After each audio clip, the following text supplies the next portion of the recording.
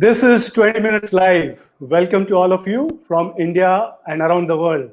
I am Ninad Karpe, partner at 100x.vc. Today I'm truly delighted. Our guest is Jinal Shah.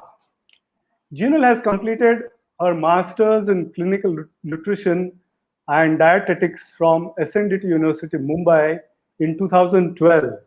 Since then, she has trained under and is working with Rujuta Diwekar as senior nutritionist. She's a regular speaker at various conferences and TEDx talks, and her views on nutrition are sought after by many, including business honchos, corporate leaders, and even public officials. Our format is simple, unique, and crisp. Jinal will speak for 10 minutes, and after that, we'll have a round of Q&A for 10 minutes. If you have any questions, don't wait. You have a comments column on your screen. Go right ahead while Jinal is speaking and post your comment. This is your big chance to ask Jinal directly. Don't miss this opportunity. Over to you, Jinal, for 10 minutes comments. Great. Thank you so much. Thank you, Ninal, and thank you, 100x.vc, for this. Getting straight onto the topic, nutrition in the time of crisis. You know what, we feel that a diet is successful only if it can really see you through times of crisis. And during this entire period, with this pandemic, with the lockdown, what we have definitely figured that हमारे जो असली दोस्त है, वो दाल चावल घी ही है. So what I'm going to share with you today are 5 habits of good health, or if I may call them 5 diet rules that we must follow, and we can do them right now while we're at home. We will be able to do them even when we get back to our regular lives. So I'll start with rule number 1, or habit number 1. Do not start coffee. What you start your day with instead is fruit. So it could be banana or mango or chiku, depending on its season. So it has to be fresh, local, seasonal fruit. Or you can start your day with a few nuts. So something like, say, overnight soaked almonds. You soak it in the night, in the morning, peel the skin and you eat it. Or maybe some soaked raisins. So any of these things. And after that, 10-15 minutes maybe, you can have your tea or coffee. Also have your tea or coffee the way you like it. With milk, with sugar, without any kind of fears or fusses about, oh, green is better than regular or purple is better than whatever. All teas and coffees are the exact same, but have it the way you like it. The other thing that you must remember is that limit them to a max of 2 or 3 cups a day and not more than that. And ensure that you are not replacing any of your meals during the day with tea or coffee, and don't have it as something as the last thing in the night or even post sunset, because then it will come in the way of your sleep. What this diet rule will help you to do is it will ensure that you wake up feeling energetic and that the rest of the day for you goes well and you're full of energy till the end of the day. Diet rule number 2, eat your dinner at least 3 hours prior to going to bed. What this will help you to do, it will allow for easy digestion. It will make sure that your sleep is good. And we all know that sleep is very important for optimum recovery as well as for good health. Right now, all of us are also seeking immunity, while some of us are also seeking fat loss and weight loss. So one thing that we need to do for that is sleep well. So if you have your dinner 3 hours prior to going to bed, it will really help. In case if you are hungry before sleeping, then you can obviously do something like a haldi milk.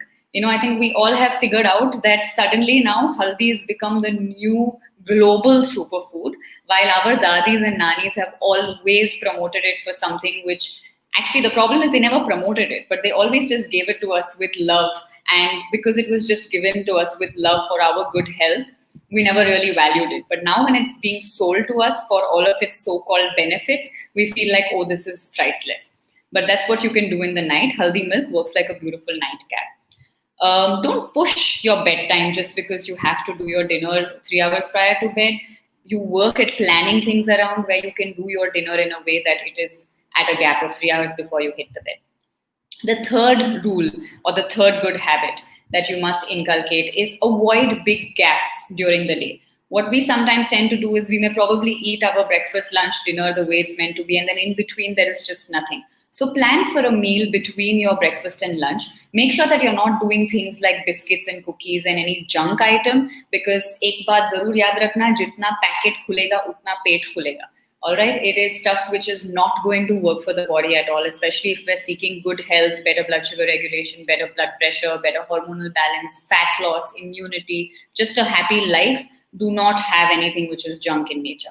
But what can you do at that time? You can have anything like a homemade sharbat. So you could do a nimbu sharbat, a kokum sharbat, a nariyal pani if that's accessible. You can even just do a fresh fruit at this time. The other time, which is very important, is between 4 and 6, or maybe right now, like 5 o'clock. Okay, we all of us experience hunger at this time, and if we don't plan for a good meal, we invariably eat stuff that is just not healthy and is just there. Most of the junking or the feeling of wanting to eat junk food happens at this time. So you need to plan for a good wholesome meal. Your options are things like, we have a beautiful traditional range of homemade snacks, that we prepare. Things like chivra, chakri, laddu, all of this which we've forgotten. And we must bring it back because it is full of nutrients. So you can have that as an evening snack option. The other thing that you can do is, anything which is breakfast-like. So whatever you prepared for breakfast can be had here. You can do like a roti, ghee and jaggery, a leftover chapati from lunch, put some ghee and jaggery on it and have it.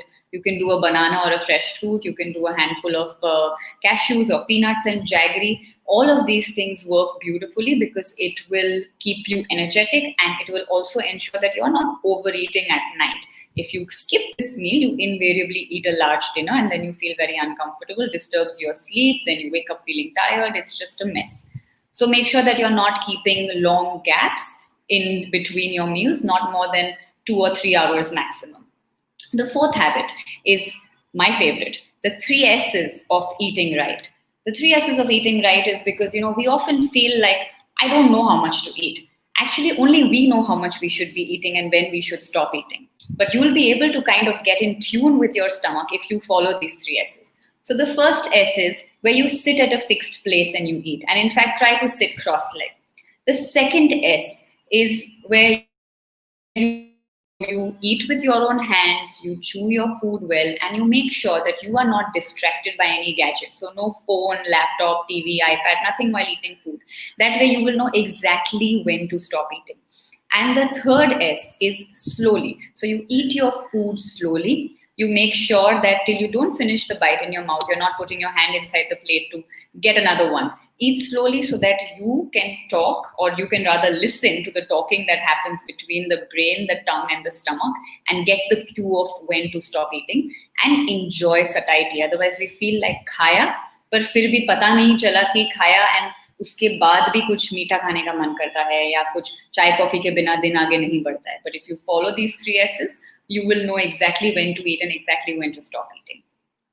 Well, the fifth habit, which is very, very important, is that you include ghee in all your meals, at least a teaspoon in your breakfast, lunch, and dinner each. What that will do is it adds satiety, santushti, jo humko chahiye after meals. It, of course, improves digestion. We've known a lot about ghee now that it has become a big superfood across the world. It also helps to improve assimilation of vitamin D3 in the body. Or abhi, there has been association between a good vitamin D3 status and the reduction in complications to do with COVID as well. So please make sure that you're doing ghee. The other thing that you should include is a fresh fruit. So a fresh local seasonal fruit once daily. It can come in as a mid-meal like we discussed. What that does is very rich in nutrients, which really help to boost your immunity. Of course, they add some great flavor also. And who doesn't like to eat good stuff, So it is tasty, to khana to chahiye. And the last thing that you must include is either a chutney or a pickle daily with lunch or dinner as you may like it.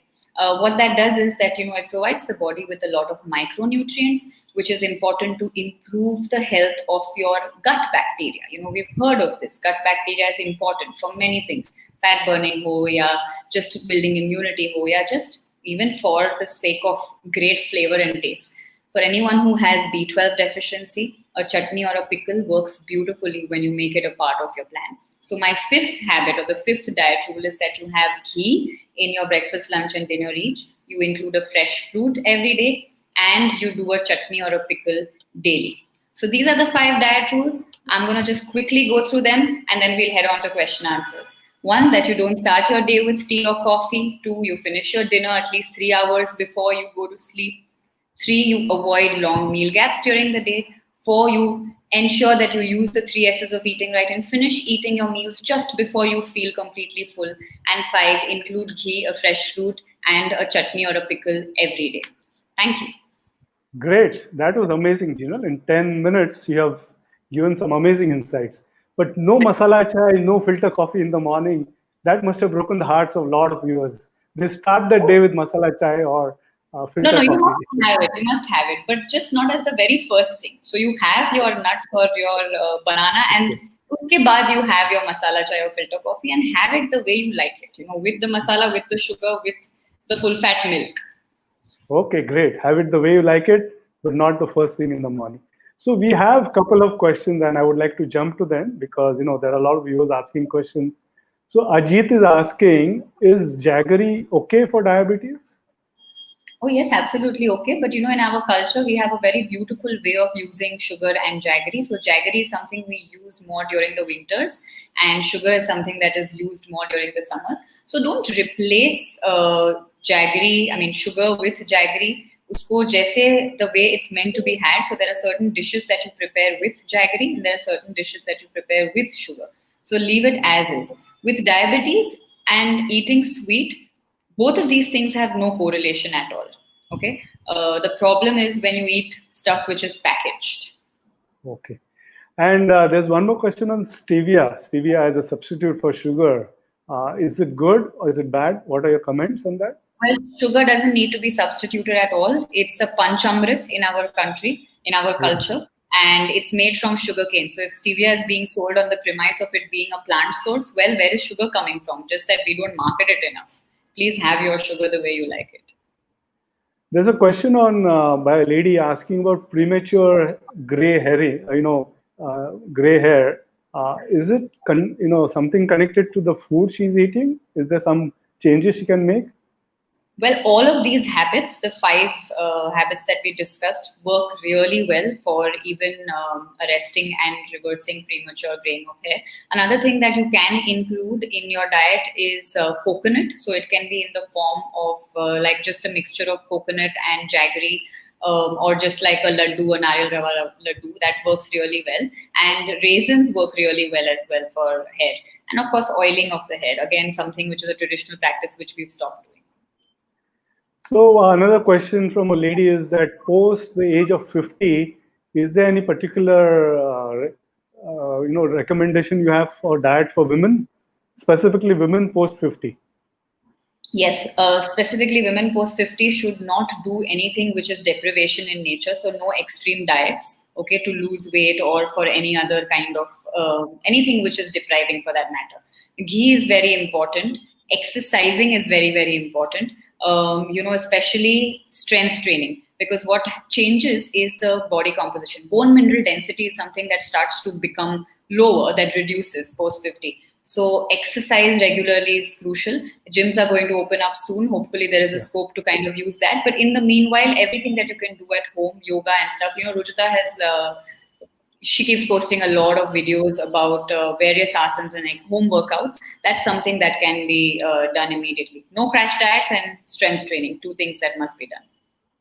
Great. So there are tons of questions. So I'm going to request you to make them, responses quick. Straight question by Raghu: fruit juice or milkshake? If I have he has an option. What do you recommend? Will you have teeth? Eat the fruit, make the juice in your mouth, and milkshake totally okay. Okay. Pradeep is asking, honey instead of sugar or jaggery. Would you say that? No, only where it is meant to be used. So honey, therapeutic purposes. Sugar in your chai and coffee, and jaggery in places where it gets utilized, maybe like a gold papri or any sweet preparation at home. So don't mix these 2. Don't mix these 2. One lady is asking, is there a specific diet for irregular periods which you recommend? Yes, we have released an entire, so in fact, Rujuta has a book called the PCOD Thyroid book. So that's something that I recommend. The other thing is on Rujuta's author page, there is a full PMS period meal plan that we have put out. But pulses, roots and tubers, sabudana, and these 5 diet rules, beautifully they work for periods. So one more question for you is, and would you recommend what vegetarian diet for a post-workout meal? Post-workout. A wholesome meal works really well. So something like plan a workout where it ends into like a breakfast, lunch, or dinner, if that's a possibility. Another thing is doing a banana, as a post-workout thing, and maybe you can add a whey protein shake or just like a boiled potato white bread sandwich. So you mentioned about not leaving too much gaps between meals, and in one of those 5 tips. But there is a trend for intermittent fasting. How would you react to that? There's a question over here. Well, fasting was always meant only for diversity in our culture. So anything which is extreme in nature and anything which is unsustainable is not at all recommended. Fasting also leads to drop of iron, which is dangerous because that will impact your immunity and mental health. In such a period of time, absolutely not recommended. And either ways, anything extreme should be completely avoided. Anything extreme should be avoided. Great tip. Vegan diet. There is a lot of trend on vegan. Any views on that? Again, same thing. It is extreme. It's not sustainable. Plus, the way we have our, in the Panchamrits, out of 5 things, 3 things are milk products. So it is something which is great. We have a certain way of how our milk is procured. What we need to do is just get the right sources in place and not opt for extreme things. In the name of veganism, there are other things that get sold, like almond milk, for example, which works beautifully for the food industry, not for us. And that is also causing a lot of damage to other kind of, bees, for example. So it's not doing any no harm in that sense. So please don't do anything which is extreme. So you did mention about having ghee for each meal. Is there a particular type which should be avoided? What kind of ghee do you recommend? Well, preferably homemade ghee. Preference is ghee which is from desi cow milk. If that's not a possibility, then you can get desi buffalo milk. We are very lucky. We get great buffalo milk and you can make ghee out of that. If that's also not possible, we have many gaushalas. Adopt one or like get patronized gaushalas and get some ghee from there. So you have to give a quick fix to Preeti. She's asking about stress and binge eating. People are all working from home. People are at home. So, you need to give a quick tip to all of us who are at home and have stress and binge eating. Yes, a quick tip is one, are planning your day. So the 5 rules need to be incorporated. That will immediately cut out a lot of binge eating. To make sure that you're not just sitting at one place. So even when you're working, for every 30 minutes of sitting, stand for 3 minutes. Create more opportunities for the body to move. And block a slot of 20-25 minutes on your calendar every day for some form of exercise. Yoga, cardio, whatever works for you. Body weight workout, anything. But do these 3 things and include these 5 diet rules. You will not binge eat. Viewers, we have just a couple of minutes in the 20-minute live with Jinal. This is your last chance. I'm going to take just 2-3 questions. Just sneak in your question right away. One person is asking ideal dinner time. You said 3 hours, but there's a belief before sunset, after sunset. He's asking. It's a long question, but I'm kind of paraphrasing it. It may not be entirely possible to do before sunset or close to sunset, but maybe anywhere between 7-8, as early as possible. It doesn't have to be before sunset or anything like that, but like anywhere between 7 and 8. And I'll tell you how that can be planned, because if your sleep time should work anywhere between 9:30 to 10:30, because there's a hormone that peaks, it's called growth hormone at that time. So anywhere, if you plan a 3 hours minus 2, that will be somewhere between 7 and 8 o'clock. Can lactose intolerance be cured? That's the next question from Kavita. Lactose intolerance. Lactose intolerance. Can it be cured? So, ghee is something that you can still do. And if you get kind of milk over a period of time, you should be able to even digest milk, but not miss as you are doing the ghee and ghee. That's possible with lactose intolerance as well. I'm going to take the last 2 questions. One question is sprouts as dinner. Would you recommend only sprouts for dinner? No, a dinner has to be wholesome. What works beautifully is a combination of like dal and rice and ghee or a khichdi. So not just one thing, and don't deprive yourself at dinner. It'll come in the way of your sleep. Okay. There's a question, any special tips during COVID times? I mean, your talk was about crisis. But anything more you want to add? And then I'll take one last question. Yeah, that after things resume, don't forget that, dal, chawal and ghee remained with you during your toughest times. So stick to your practice of eating local, seasonal and traditional for the rest of your life to ensure that you stay fit and disease free. I cannot let you go without asking you something more personal. Last 3-4 months have been, for all of us, lockdown. Obviously, you're, nutrition expert. But is there any special hobby you picked up? Is there any special interest you picked up? Is there something different you have done because of hopefully getting more time or to yourself? I think viewers would love to know it. Yeah, no, I have got the opportunity to do this. What I'm doing with you, I've never done this before. So, like doing webinars. So, getting a chance to like do online talks and sessions. So I feel that's amazing. I have thoroughly enjoyed that part of it. Yes. So this is the new thing for me. I'm going to sneak in one last question. This lady is persistent with this question. So I'm going to extend our session by 1 or 2 minutes. Refined oil or cold pressed oil? Cold pressed oil. Always cold pressed or filtered oil, and stick to like our traditional nut or seed oil. So like groundnut oil is what we traditionally use in Maharashtra. Okay, great. So, there's a lot of comments thanking you for coming here, but I must thank you. Do you want to kind of give some 1 or 2 line closing comments to viewers about this crisis time and what you have given tips? Anything else you would like to just wind off the discussion? Closing comments? My last thing that I just want to share is that the key to good health and to fitness is sustainability. Okay, so whatever that you pick up, whether it's a diet, whether it's an exercise routine, whether it's your sleep, timings and stuff, plan it in a way that it is sustainable, that you can see yourself doing it today, tomorrow, for the rest of your life. And always remember that when you build good habits with food, sleep, exercise is where you gain health, and when you gain health is when you lose weight and fat permanently. Don't run after weight loss, but what you need to do is run after gaining health. Run after gaining health. Thank you, Jinal. This has been a fascinating 22 minutes with you. You've given me so much information. Our viewers are, really thrilled with, you packed in so much stuff in the last 22 minutes. Thank you so much for coming on our show, agreeing to spare your time and sharing all your insights. No. Thank you so much for having me. It was a pleasure.